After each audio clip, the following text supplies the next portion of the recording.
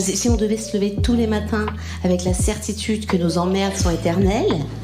Dans cette vidéo, Blanche Gardin s'interroge sur la quête d'immortalité des milliardaires avant de décortiquer, avec tendresse et humour, la solitude des femmes aux lunettes à chaînettes. Bon visionnage et pensez à vous abonner. Non, c'est pas plus mal d'avoir un gros cul quand on est dépressif, je vais vous dire, parce que ça donne un but dans l'existence, en fait.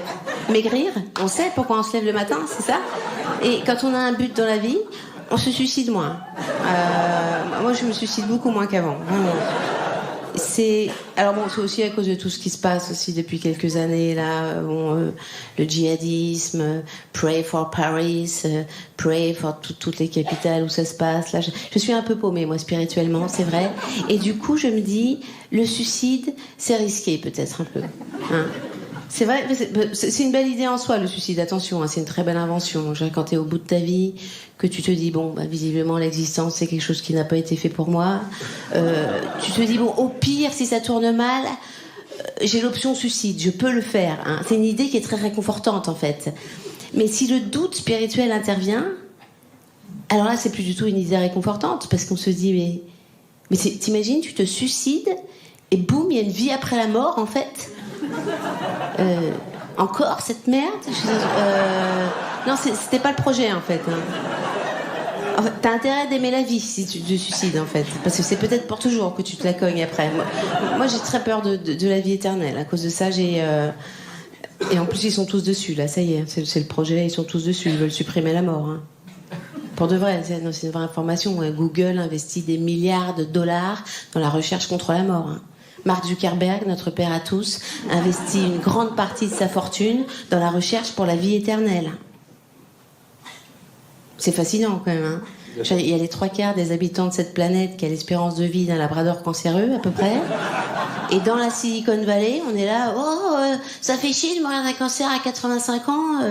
C'est fascinant quand même. Non mais c'est flippant. On est peut-être sur le point d'éradiquer la mort là. C'est flippant. C'est flippant. Moi, j'ai peur que ma mère la prenne en plus. Peut-être faut pas le dire à tout le monde si on le fait. Peut-être faut sélectionner les gens. Je sais pas. Mais non, ça serait atroce. On peut pas faire. Mais on ne peut pas supprimer la mort. Il ne faut pas supprimer la mort. C'est important la mort pour la vie. Non, mais c'est important. Je sais c'est parce qu'on a l'idée de la fin toujours quelque part dans notre tête qu'on peut supporter l'existence. C'est pour ça. Si on devait se lever tous les matins avec la certitude que nos emmerdes sont éternelles, on aurait envie de se flinguer tous les matins et on pourrait plus. Non, là, ça serait l'enfer, vraiment. Non, je pense qu'il faut garder la mort. C'est important. On va encore dire que je suis réac, je m'en fous. Ça fait partie des trucs qu'il faut garder quand même. Je pense plus globalement qu'il faut faire attention avec le progrès. Vraiment. Non, je dis cette phrase. Je le pense. On commence à faire n'importe quoi là quand même. Il y a des gens très riches là qui meurent du cancer, qui se font congeler. C'est normal, ça y est. Avec un post-it sur la porte du congélo. Foutez-moi 2 minutes au micro-ondes quand on sera moins con. Les gens commencent à faire ça là. Ribéry a acheté un caisson de cryogénisation. Tout le monde voit ce que c'est. Ribéry, tout le monde voit ce que c'est. Et le mec pense que ça serait bien qu'il fasse partie de la team du futur. Non, il faut faire attention là, vraiment. Il faut garder son sang-froid, je pense un petit peu. Vraiment, je ne juge pas le fait d'avoir envie de vivre à une autre époque que celle-ci, qui n'est pas très riante, hein, j'en conviens. Moi-même, j'aurais voulu être née dans une autre époque, hein, bien sûr. C'est pas le... Et dans une autre personne aussi, d'ailleurs. Mais je parle pas de ma mère là cette fois. Je parle de moi, non, la pauvre. Je vais défoncer la chatte et après je vais gâcher sa vie. Non, je parle de moi. J'aurais voulu naître dans une autre personne que moi, c'est ça. Moi, si j'avais eu le choix, j'aurais voulu naître dans Leonardo DiCaprio. Ça m'aurait plu, vraiment. Être un artiste comme ça, avec des vraies convictions écolo, et baiser des putes sur des yachts, ça m'aurait plu. Ça m'aurait beaucoup plu. Et en plus, ça aurait été logique parce que Leonardo DiCaprio, c'est l'anagramme de Blanche Gardin. Donc il y avait un truc. Ah non, pas du tout. Il manque, il manque pas mal de lettres. C'est dur les anagrammes. Hein. Je passe beaucoup de temps à faire des. Par contre, carpe diem, c'est l'anagramme de ça déprime. Ça, vous pouvez me croire sur parole, j'ai fait le calcul, ça marche. Carpe diem.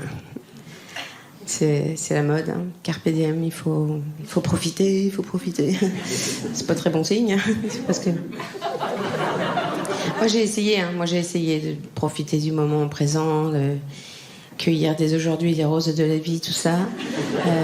Mais quand il se passe rien, c'est compliqué. En fait. Moi, il ne se passe plus rien, hein, dans ma vie. Ma vie privée est un désert événementiel. Vraiment, il ne se passe plus... Moi, j'ai 40 ans, je suis célibataire depuis 4 ans maintenant. Il ne se passe plus rien dans ma vie. Mais les années passent, il ne se passe plus rien de nouveau. Il n'y a plus jamais... Si je mets des colliers, ça c'est nouveau. Voilà, ça c'est la nouveauté, 2017. Je mets des colliers. C'est... Oui, je mets des colliers. Je me dis, quitte à pas me faire baiser, autant ressembler à une femme de lettres. Voilà. Au moins, tu ressembles à quelque chose.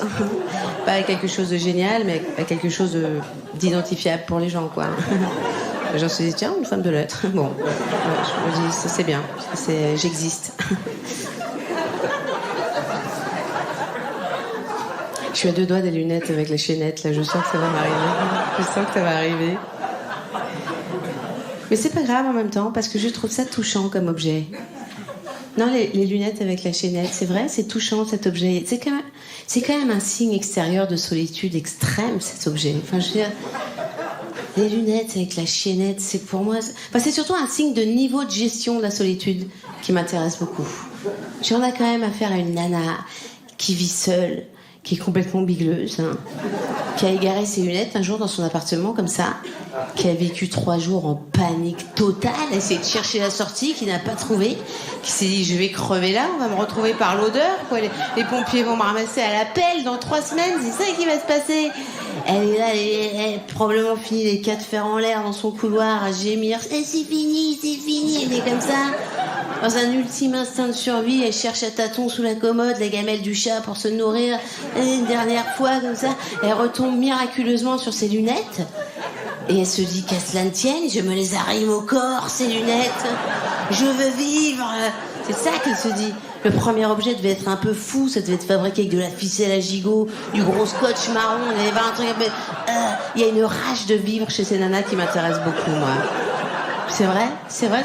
Ça se voit pas tout de suite, à première vue, je suis d'accord, parce que souvent c'est des nanas qui travaillent dans l'édition, qui portent des chandails marrons, mais il y a une rage de vivre souterraine qui m'intéresse beaucoup, moi. Je trouve que c'est un message d'espoir, ces femmes, pour nous, les femmes de 40 ans. Pensez à vous abonner.